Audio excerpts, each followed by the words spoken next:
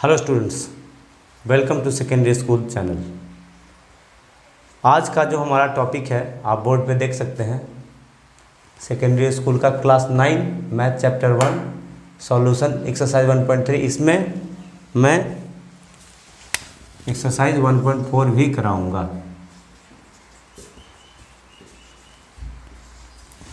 ठीक है, दो एक्सरसाइज। कुछ क्वेश्चंस मैंने पहले से लिख के रखे हैं ताकि वीडियो ज़्यादा लंबा ना हो। एक्सरसाइज 1.3 का अभी चल रहा है सॉल्यूशन, और पहला क्वेश्चन वो है, दूसरा क्वेश्चन और तीसरा क्वेश्चन। पहला क्वेश्चन में 36/100 जो है उसको हम लोग को करना है डेसिमल फॉर्म में। ठीक है, और इसमें है कि वैल्यू दिया हुआ है 1/7 का और ये सारे का वैल्यू निकालना है। इसमें है कि पहले ही से डेसिमल फॉर्म में है, रेकरिंग में है, और हम लोगों को फ्रैक्शनल फॉर्म में इसको करना है। तो देखिए, इसका कॉन्सेप्ट मैं आपको बता चुका हूँ, इसमें कुछ विशेष करने की ज़रूरत नहीं है। उसमें वो भी करना और ये भी बताना है डेसिमल में बदलने के बाद कि टर्मिनेटिंग है कि नॉन टर्मिनेटिंग है। टर्मिनेटिंग के बारे में मैंने आपको बताया था कि ऐसा डेसिमल जिसमें न्यूमरेटर में डिनोमिनेटर से भाग देने पर पूरा डिवाइड हो जाए तो वो टर्मिनेटिंग डेसिमल होता है। ठीक है, और नॉन टर्मिनेटिंग में पूरा भाग ना लगे उसको कहते हैं नॉन टर्मिनेटिंग। टर्मिनेटिंग जो होता है उसका खास बात यह है कि आपको उसके हर में यानी कि डिनोमिनेटर में 2 और 5 का ही मल्टीपल रहना चाहिए। 2 और 5 के अलावे अगर कोई और 3, 4, 5 का मल्टीपल नीचे रहेगा, मल्टीपल नहीं, उसको ये नहीं कह सकते, नीचे वाले डिनोमिनेटर को आप प्राइम फैक्टराइजेशन अगर करेंगे तो 2 और 5 के अलावे उसमें कुछ नहीं आना चाहिए, तब वो टर्मिनेटिंग होगा, अन्यथा नॉन टर्मिनेटिंग होगा। तो चलिए डिसाइड करते हैं कि इसका क्या होगा। जैसे ये तो बहुत आसान है, इसको तो सीधे 0.36 लिखा जा सकता है ना, क्योंकि ये टर्मिनेटिंग है। इसको अगर करेंगे 100 को तो हो जाएगा हमारा 2 × 2 × 5 × 5। ऐसे भी पता चल रहा है कि टर्मिनेटिंग है। टर्मिनेटिंग में मैं बता रहा हूँ कि डिनोमिनेटर जो है 2 और इसका जो प्राइम फैक्टराइजेशन होना चाहिए उसमें 2 और 5 के अलावा कुछ नहीं आना चाहिए, यानी कि ये है। तो ये तो आसानी से पता चल रहा है कि आपको टर्मिनेटिंग है। तो यहाँ पे मैं लिख देता हूँ टर्मिनेटिंग। अगला जो हमारा क्वेश्चन है 1/11 है। इसमें 2 और 5 का तो खैर कोई सवाल ही नहीं उठता है, तो इसको आपको डिवाइड करके देखना पड़ेगा ऐसे, है ना। डेसिमल देके 1 0 और नहीं लगा तो 0 देके 1 और 0।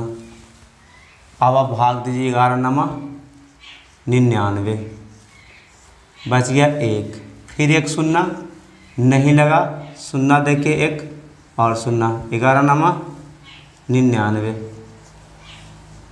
फिर 1, यानी इसी तरह से 0.090909 आते रहेगा। कुल मिलाकर इससे यही पता चलता है कि हमारा जो इसका आंसर होगा वो क्या होगा, देखेंगे तो आंसर हमारा होगा 0.09 पर रेकरिंग, यानी कि 0.09 जो है बार बार क्या होता रहेगा, रिपीट होता रहेगा। तो जब रिपीट होता रहेगा तो एक तो ये नॉन टर्मिनेटिंग होगा,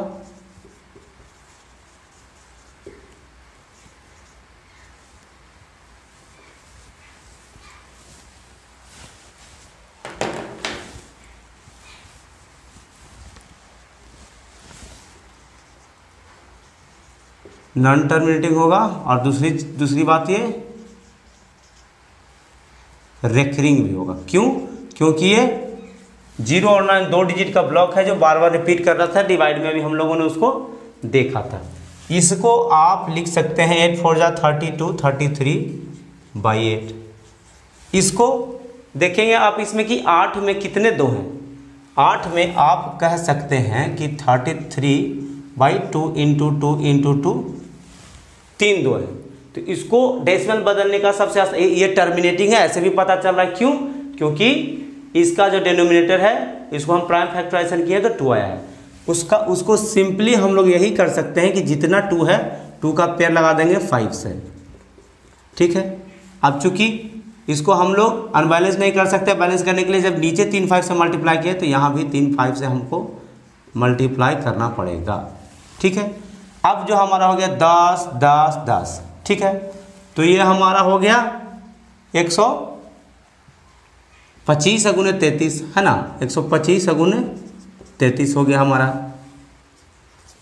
तो इसको मल्टीप्लाई कर देंगे, 5 3 15 12 3 36 37 और फिर 375, 5 7 5 12 7 3 10 1 11 और 3 1 4 4 1 2 5 और नीचे हमारा देखिए इसको मिला के 1 10, इसको मिला के 2 10 और इसको मिला के 3 10, यानी कि 3 10 का मतलब हो गया 3 शून्य। अब इसको हम लोग लिख देंगे 4.125। ये हुआ एक तरीका, 4.125 हम लोग का एक आंसर आया। इस तो कैलकुलेशन इसका लंबा चौड़ा हो गया। और इसको डिवाइड डायरेक्टली भी हम लोग दे के इसको लिख सकते हैं कि अगर हम लोग डिवाइड देंगे तो हमारा आंसर क्या आ जाएगा,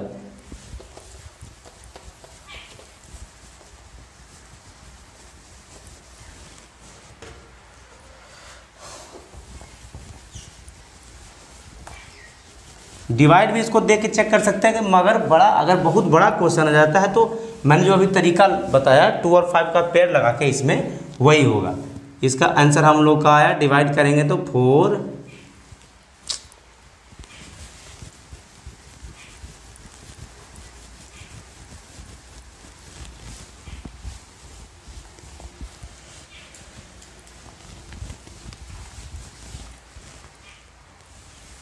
4.125 हमारा आंसर आ गया, ठीक है। इसमें भी आपको डिवाइड देके देखना पड़ेगा 3 में 13 से, 3 में हम लोग को देना पड़ेगा किससे, 13 से। अगर हम लोग डेसिमल दे के 1 शून्य दें तो 2 बार में 13 दूनी 26, 4 0 13 3 39, 1 0 देंगे नहीं लगेगा, एक और 0 देंगे 0, 13 7 91, 9 0 13 6 78, 12 0 13 9 17 से 3 0। अब देखिए 3 0 आ गया, यही चीज़ आ गया, यानी फिर 2 बार में लगेगा, यानी ये इसका ब्लॉक है जिसके बाद ये फिर रिपीट करने लगेगा। देखिए 2 बार में लगेगा, 13 दूनी 26, फिर यही चीज़ 30769 आएगा। इसी तरह से बार बार रिपीट करता रहेगा, यानी कि जो हमारा आंसर इसमें होगा वो होगा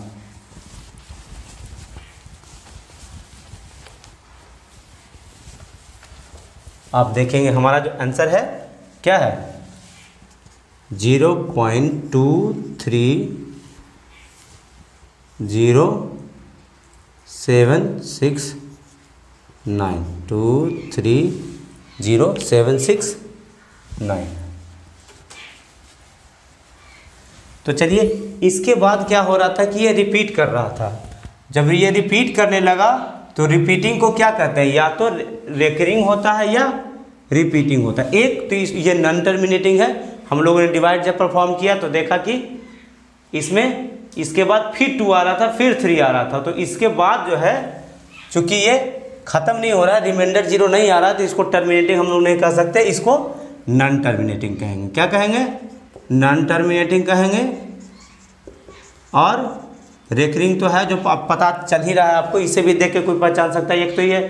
एक तो ये चिन्ह जो है, साइन जो है रेकरिंग का है, यानी इसके बाद ये करेगा, बार बार रिपीट करेगा, ठीक है। 2/11 को भी आपको इसी तरह करना होगा। 2/11 को डिवाइड करके करना पड़ेगा। 2/11 को करते हैं ऐसे, 11 1 जा 11, 9 0, 11 8 जा 88, फिर 2 आ गया, फिर 11 बन जा 11, 9 0, 11 8 जा 88, यानी 1 8 1 8 1 8 1 8 हमारा बार बार आता रहेगा। यानी कि ये हो जाएगा आपको, इसमें आपको जो हो जाएगा 0.18 पर रेकरिंग, यानी ये हमारा हो जाएगा नॉन टर्मिनेटिंग।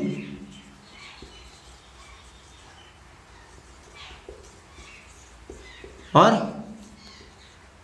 रेकरिंग,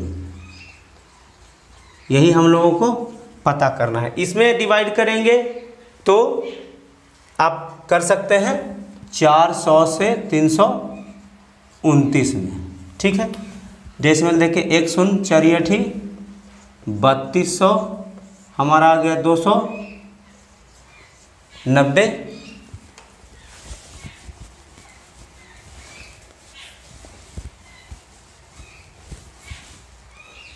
आ गया 290 और 4 7 2800 आ गया 100 और 4 दूनी 800 200 4 5 8725 हमारा आंसर आया है। 0.8725 डिवाइड करेंगे तो हमारा आंसर आएगा 0.8725। डिवाइड चेक कर लीजिएगा। देखिए मैं यहाँ करके फिर से भूल गया, मगर मेरे हिसाब से यही था, तो रिकरिंग नहीं होगा, रिकरिंग नहीं होगा, ये टर्मिनेटिंग होगा। क्यों?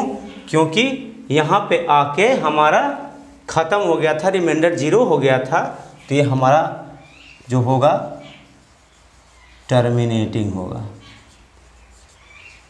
टर्मिनेटिंग होगा। यही बताना था कि नॉन टर्मिनेटिंग या टर्मिनेटिंग है डिवाइड परफॉर्म करके। आप लोग उसको फिर से समझ सकते हैं। टर्मिनेटिंग क्या होता है? जब डिवाइड देके यहाँ पे रिमाइंडर 0 हो जाता है, इसमें रिमाइंडर 0 हो गया इसलिए टर्मिनेटिंग है। इसमें 090909 बार बार आ रहा था तो ये रेकरिंग है, और नॉन टर्मिनेटिंग है क्योंकि वो रिमाइंडर नहीं 0 है, इसमें रिमाइंडर आ गया, ठीक है।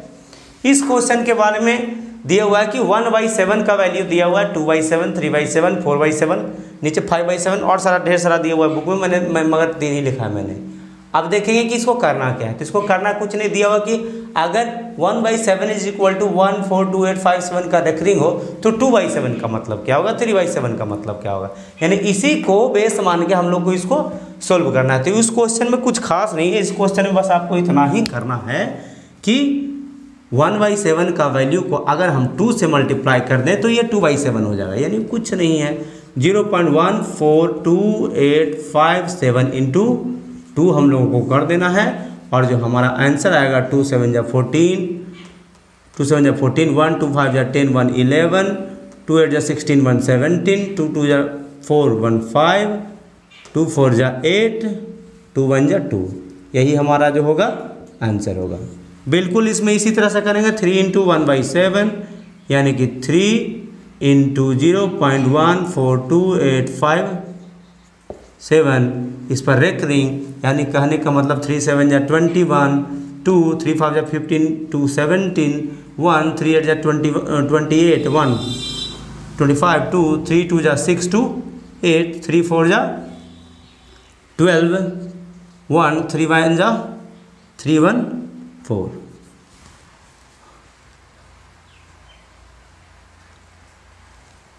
तो इस पर हमारा रेकरिंग होगा। उसी तरह से इसको 4 से मल्टीप्लाई करना है, 4 इंटू 1/7 5/7 आएगा था, 5 इंटू 1/7। इसमें कुछ खास नहीं करना था, बस इसी को बेस मान करके इसी का वैल्यू पुट करके इसका वैल्यू निकालना था, और इसमें इस क्वेश्चन में कुछ खास नहीं है, ठीक है। तो आगे हम लोग चलते हैं। जैसे इसको करना था डेसिमल में और बताना था टर्मिनेटिंग नॉन टर्मिनेटिंग, इसको तो फ्रैक्शन में करना। पहले ही से इसमें पता चल रहा है, क्वेश्चन में आप लोग देख रहे हैं कि रेकरिंग दिया हुआ है, वैसे भी नॉन टर्मिनेटिंग है। क्यों? क्योंकि 6 का ब्लॉक जो है बार बार रिपीट कर रहा है, इसमें 7 बार बार रिपीट कर रहा है, उसमें 001 001 बार बार रिपीट कर रहा है, ठीक है। तो इसको हम लोग देखते हैं कि कैसे इसको हम लोग क्या कर सकते हैं। तो इस क्वेश्चन को चलिए यहाँ मैं सोल्व करता हूँ। 0.6 को मैं कैसे सोल्व करूँगा? 0.6 मैं क्या करता हूँ कि x इज इक्वल टू 0.6 लिख लेता हूँ रेकरिंग। अब इसको मैं लिख सकता हूँ x इज इक्वल टू, अब इसको मैं लिख सकता हूँ x इज इक्वल टू 0.6666 और ऐसे ऐसे ऐसे, ठीक है। कुछ क्यों? क्योंकि ये रेकरिंग दिया हुआ है। रेकरिंग का मतलब 6 को जितना बार हम लोग लिख सकते हैं, जितना मन जितना बार, ठीक है ना। अगर इसी को मैं 10x कर दूं, 10 से मल्टीप्लाई कर दूं तो एक 6 बाहर आ जाएगा, इसको 6.6666 ऐसा लिख सकते हैं, ठीक है। अब मैं क्या करता हूं कि 10x में से x को माइनस कर देता हूं मैं। माइनस जब कर दूंगा तो 9x आ जाएगा और ये 6 आ जाएगा। अब x इज इक्वल टू इतना तो हम सभी जानते हैं कि ये डिवाइड में चला जाएगा, 2 3 जा 6, 3 3 जा 9, हमारा आंसर आ गया 2/3। यानी 2/3 को ही डिवाइड करके आप लोग चेक कर लेना, 2/3 को डिवाइड करने पर 0.6666 मतलब 6 बार बार आता रहेगा, यानी कि 0.6 रेकरिंग का जो फ्रैक्शनल फॉर्म है हमारा 2/3 होगा। और ये नॉन टर्मिनेटिंग है क्योंकि ये रेकरिंग है, रेकरिंग जो भी रहेगा नॉन टर्मिनेटिंग रहेगा, ठीक है। उसी तरह से अगला क्वेश्चन हम लोग सोल्व करते हैं। अगर x इज इक्वल टू 0.47 है तो x इज इक्वल टू ऐसा भी तो हम लोग लिख सकते हैं कि 0.477777 है, और 100x is equal to 47.777, 2 digit निकल जाएगा 100 से मल्टीप्लाई करने पर। 10x इज इक्वल टू 4.777, खाली 4 बाहर निकलेगा। अब बताइए मैंने 10x क्यों किया, है ना। तो सबसे पहले 100x इसलिए क्यों, क्योंकि 2 डिजिट है तो 2 डिजिट को बाहर निकालने के लिए मैंने 100x किया। अब 10x मैंने इसीलिए किया, देखेंगे आप 10x करने पर हो क्या रहा है कि ये तो पूरा डिवीजन मतलब ये माइनस करेंगे तो ये पूरा खत्म हो जाएगा और इसमें मेरा पूरा नंबर बच जाएगा, यानी 90x इज इक्वल टू 43। इसलिए मैंने किया था कि डेसिमल में यहाँ कुछ ना बचे, ताकि मैं इसको फ्रैक्शनल फॉर्म में आराम से लिख सकूँ। आप लोग देख सकते हैं कि इसमें जो है ये घट जाएगा और ये हमारा सब 0 0 0 हो जाएगा, यानी ऐसा हम लोग को मल्टीप्लाई यहाँ पे करना है कि डेसिमल के बाद का ऊपर का डिजिट और नीचे का डिजिट खत्म हो जाए, ताकि ये पूरा होल नंबर बच जाए। और होल नंबर बच जाएगा तो इसको तो आसानी से हम लोग लिख सकते हैं x इज इक्वल टू 43/90। बस यही हमारा आंसर है। 43/90 को आप लोग डिवाइड परफॉर्म करके देख सकते हैं, 0.47777 आएगा, ठीक है। तो यही हमारा हो गया सोल्व। इसमें तो सिंपल है, 1 डिजिट था तो 10 से मल्टीप्लाई करके x घटाया है। इसमें 3 डिजिट है, तीनों पर रेकरिंग है। यहाँ 10x से मल्टीप्लाई इसलिए करना पड़ा है क्योंकि ये 1 डिजिट पर रेकरिंग है, ठीक है। यहाँ 3 डिजिट पर रेकरिंग है तो x इज इक्वल टू 0.001001 ऐसा बार बार हम लोग लिख सकते हैं। अब इसको 1000 से अगर मल्टीप्लाई कर दें 1000x इज इक्वल टू, तो हम लोग लिख सकते हैं कि 1.0010 है ना। 1000 से मल्टीप्लाई करेंगे ये बाहर निकल जाएगा 001001, ठीक है। अब x क्या करते हैं कि x का वैल्यू इसमें से हम लोग घटा देते हैं। x का वैल्यू हमारा 0.001001 घटाएंगे हम लोग तो 9x बचेगा और ये पूरा का पूरा पोर्शन हमारा ख़त्म हो जाएगा। 1 में से बन गया 1 बचा, यानी x इज इक्वल टू 1/999। यही हमारा आंसर होगा, ठीक है।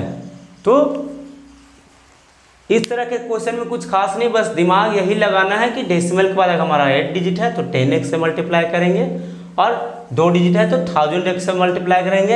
1 डिजिट रहने पर सिर्फ x का वैल्यू इसमें से माइनस करेंगे।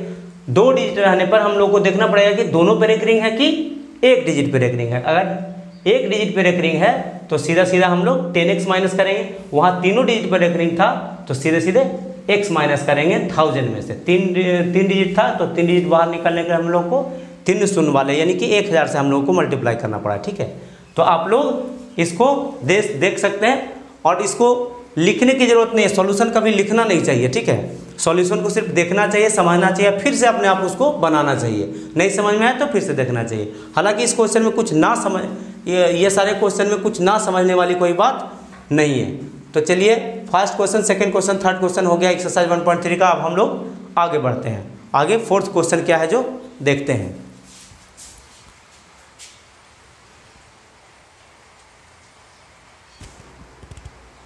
तो चलिए फोर्थ क्वेश्चन तक मैं आपको बता चुका था। फिफ्थ क्वेश्चन से यहाँ पे हम लोग चलते हैं। फिफ्थ क्वेश्चन में क्या दिया हुआ है, मैंने पहले ही से आंसर लिख के रखा है। आंसर इसलिए लिख के रखा है कि अगर मैं इसको बनाना स्टार्ट करूँ तो 10 मिनट तो सिर्फ ये क्वेश्चन ले लेगा।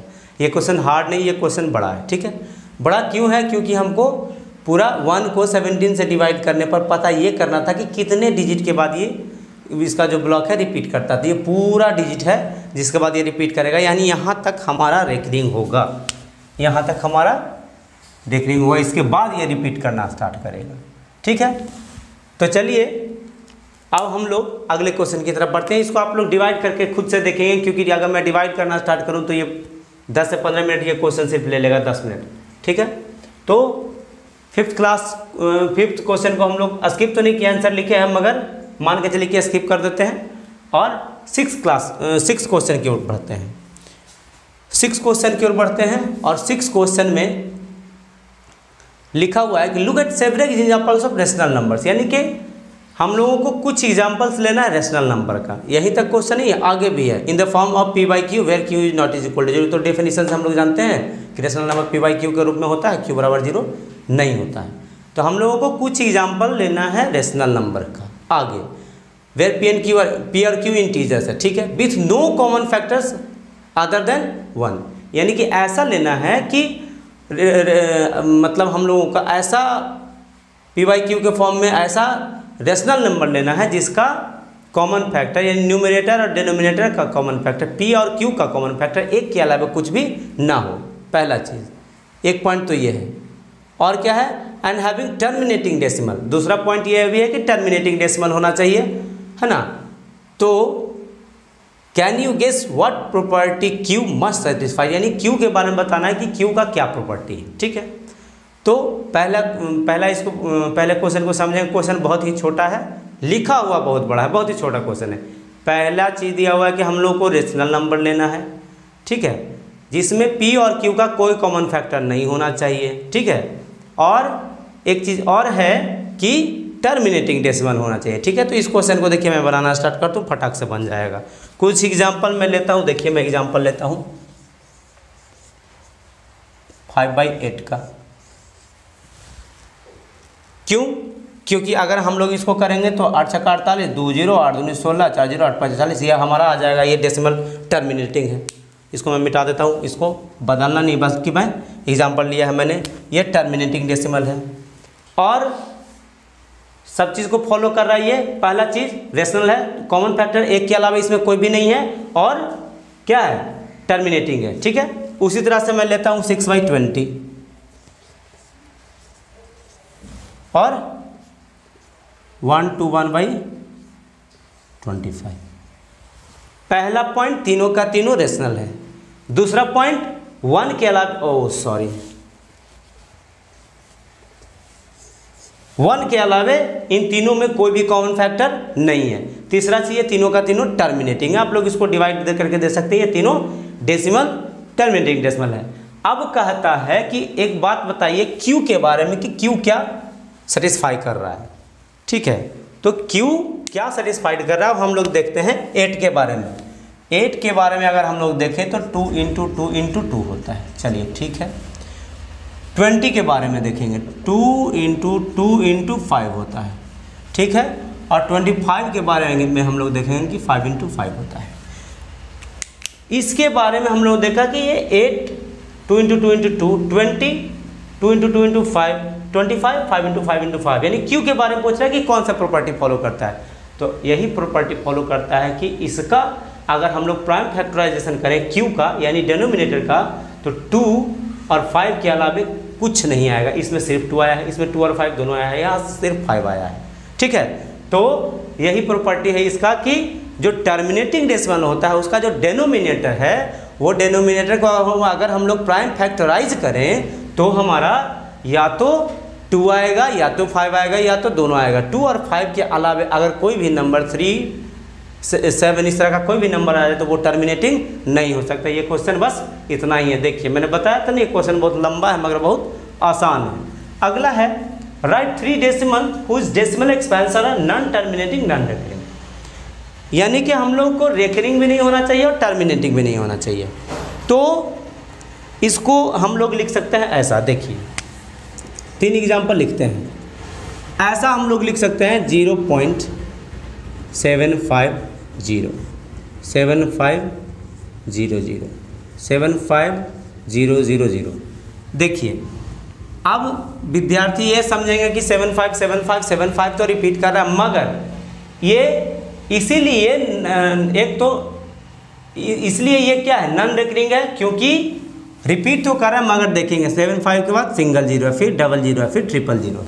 कैसे रिपीट कर रहा है? अगर 75 के बाद यहाँ जीरो रहता, फिर यहाँ जीरो रहता, फिर 75 के बाद सिंगल जीरो अगर बार बार आता तो हम लोग उसको रिपीटिंग कहते हैं, इसको हम लोग रिपीटिंग नहीं कर सकते हैं, इसलिए ये नॉन रिकरिंग है, नॉन टर्मिनेटिंग है। ठीक है, ये हो गया, यानी कि ये इरेशनल नंबर हो गया। एक और एग्जांपल इसी तरह लग सकते हैं 0.10 100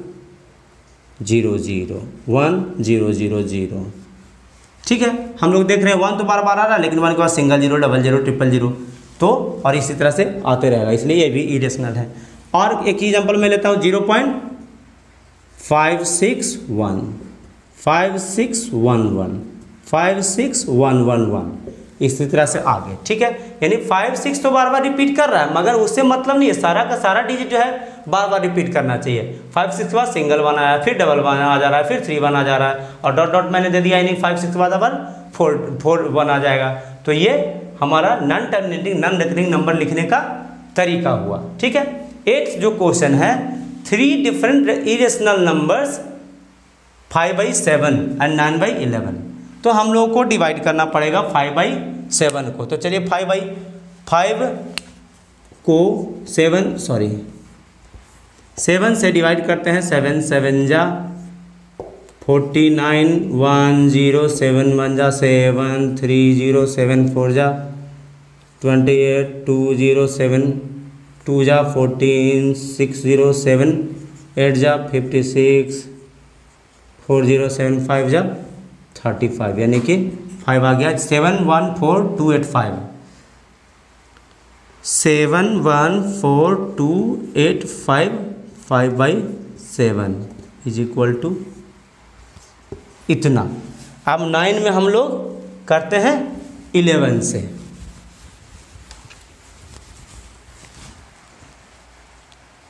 नाइन में करते हैं हम लोग 11 से।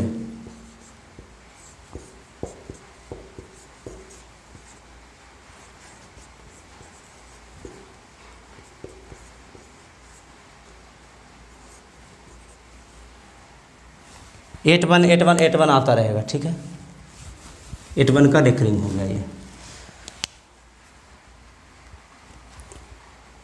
9/11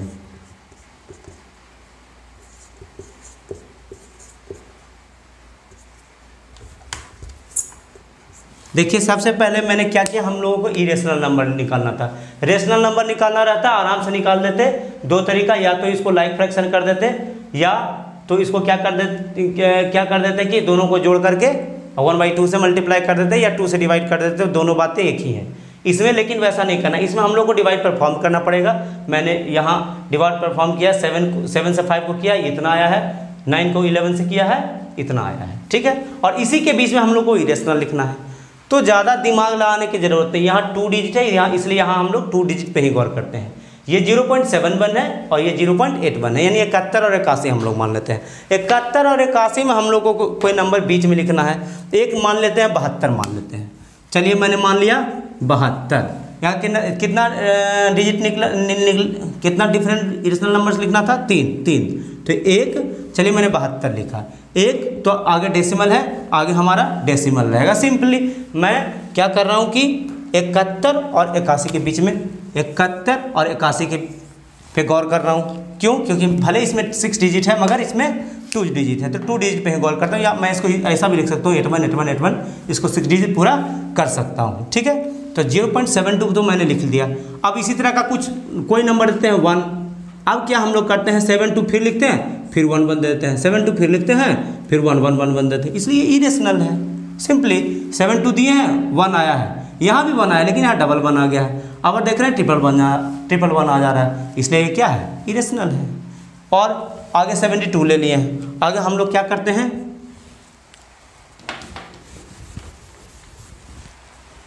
चलिए आगे हम लोग क्या करते हैं, एक एग्जांपल क्या करते हैं, 72 है, अब 73 लेते हैं, तो 73 0 है ना, 73 0।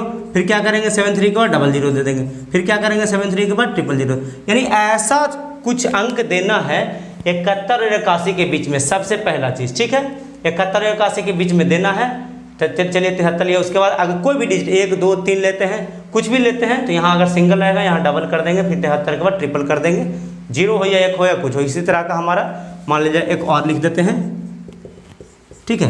तो 0.74 745 7455 74555 यही हमारा आंसर हो जाएगा। तो आपका एक्सरसाइज 1.3 का हमारा यहाँ तक बन गया, क्वेश्चन नंबर 8 तक, जिसमें आपको कहीं परेशानी, अगर आपको परेशानी हो तो कमेंट सेक्शन में मुझसे पूछ सकते हैं, या हमारे व्हाट्सअप नंबर पर भी आप व्हाट्सअप करके पूछ सकते हैं 7903400038 हमारा व्हाट्सअप नंबर है, या 8757690787 इस पर भी आप पूछ सकते हैं, ठीक है।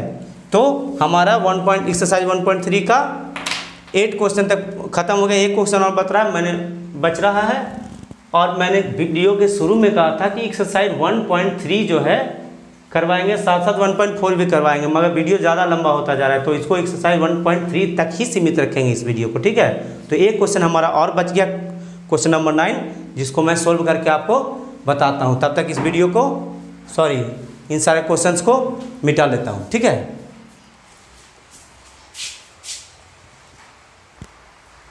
एक्सरसाइज 1.3 चैप्टर 1 का देखिए क्वेश्चन 8 तक हो चुका था, अब हम क्वेश्चन 9 की ओर चलते हैं। देखिए क्वेश्चन 9 में कुछ नहीं दिया हुआ है, 5 नंबर दिए हुए हैं, 5 नंबर में से सिर्फ आपको ये बताना है कि कौन इरेशनल है और कौन रेशनल है, ठीक है। तो चलिए √23 है, √23 को अगर हम लोग सोल्व करने की कोशिश करें तो बहुत मुश्किल हो जाएगी, और ये डेसिमल में आता जाएगा, यानी टर्मिनेट नहीं होगा, पहला चीज़ नहीं टर्मिनेट होगा, और इसको रूट निकालेंगे तो कोई वैल्यू नहीं आएगा, इसलिए मैंने आई लिखा है, आई मतलब इरेशनल, ठीक है। √225 को अगर हम लोग सोल्व करेंगे तो इसको हम लोग लिख सकते हैं 3 × 3 × 5 × 3 3 9 5 जा 45 5 × 15 5 × 15, यानी कि इसको अगर हम लोग सोल्व करेंगे तो हमारा आंसर आ जाएगा 15, ठीक है। हमारा आंसर क्या आ जाएगा? 15 आ जाएगा। तो ये रेशनल नंबर है सेकेंड का, इसलिए मैंने आर लिखा है। थर्ड में है 0.3796। आप लोग थर्ड क्वेश्चन में गौर कर सकते हैं कि उस पे ऊपर से रेकरिंग नहीं दिया हुआ है, 6 पे जाके अंत किया हुआ, लास्ट किया हुआ है। लास्ट करने का मतलब ये टर्मिनेटिंग है, और कोई भी टर्मिनेटिंग नंबर हमेशा क्या होगा? रेशनल होगा, यानी थर्ड रेशनल है। 4 में हम लोग देख रहे हैं कि 7.478 फिर डॉट डॉट डॉट, यानी कि 478 बार बार आ रहा है, यानी कि ये रेकरिंग में है, रेकरिंग में है, ठीक है, रेकरिंग है, मगर ये नहीं ये रेशनल होगा, रेशनल होगा। गलत मैंने लिख दिया है, माफ़ कीजिएगा, ये गलत है, यहाँ पे रेशनल होगा। देखिए 478 जरूर आ रहा है, लेकिन ये टर्मिनेटिंग हो ना हो, ये नॉन टर्मिनेटिंग रेकरिंग है, मगर ये रेशनल है, ठीक है। ये इरेशनल है, क्यों ये इरेशनल है? 1 के बाद सिंगल जीरो। अभी मैं एग्जांपल दे रहा था क्वेश्चन नंबर 8 में था ना, हाँ, क्वेश्चन नंबर 8 में देखिए 1 के बाद सिंगल जीरो है, फिर 1 के बाद डबल जीरो है, फिर 1 के बाद ट्रिपल जीरो है, और डॉट डॉट डॉट किया हुआ है, यानी 1 के बाद 4 जीरो, 1 के बाद 5 जीरो, ऐसा आता जाएगा। तो ये कोई निश्चित कोई डिफिनिट डिजिट के बाद रिपीट नहीं कर रहा है 1, ठीक है, क्योंकि कभी सिंगल जीरो के बाद कर रहा है रिपीट, कभी डबल जीरो के बाद, कभी ट्रिपल जीरो के बाद, इसलिए ये हम लोगों का इरेशनल होगा। और इसी के साथ एक्सरसाइज 1.3 खत्म होता है। चूँकि वीडियो को मैं शुरू में मैंने बताया था कि एक्सरसाइज 1.4 भी करेंगे, लेकिन समय हमारा बहुत लंबा हो गया वीडियो का, इसलिए इसको ज़्यादा बड़ा नहीं कर सकते, क्योंकि देखने में वीडियो मज़ा भी आना चाहिए। ऐसा नहीं कि 1 घंटा का वीडियो हो गया आप देख ना सकें, और ज़्यादा लंबा होना भी नहीं चाहिए वीडियो, ठीक है। तो चलिए एक्सरसाइज 1.3 हमारा खत्म हो गया। व्हाट्सअप नंबर मैंने यहाँ बताया है, इसमें आप पूछ सकते हैं क्वेश्चन को, या कमेंट सेक्शन में भी पूछ सकते हैं, है ना। और हमारा फेसबुक पेज भी बना हुआ है सेकेंडरी स्कूल के नाम से, उसमें भी आप जाकर क्वेश्चन पूछ सकते हैं, ठीक है। तो चलिए आज का वीडियो यहीं ख़त्म होता है। अगला वीडियो हमारा मैथ्स का क्लास 9 का ही होगा, एक्सरसाइज 1.4 एक्सरसाइज 1.5 कम से कम कोशिश करूँगा मैं कि 2 एक्सरसाइज ख़त्म कर सकूँ, ठीक है। तो पढ़ते रहिए, आगे बढ़ते रहिए, मेरे वीडियो को भी शेयर आगे कीजिए, ताकि आपके जैसे कोई और स्टूडेंट भी इसको देख सकें, समझ सकें, ठीक है। धन्यवाद।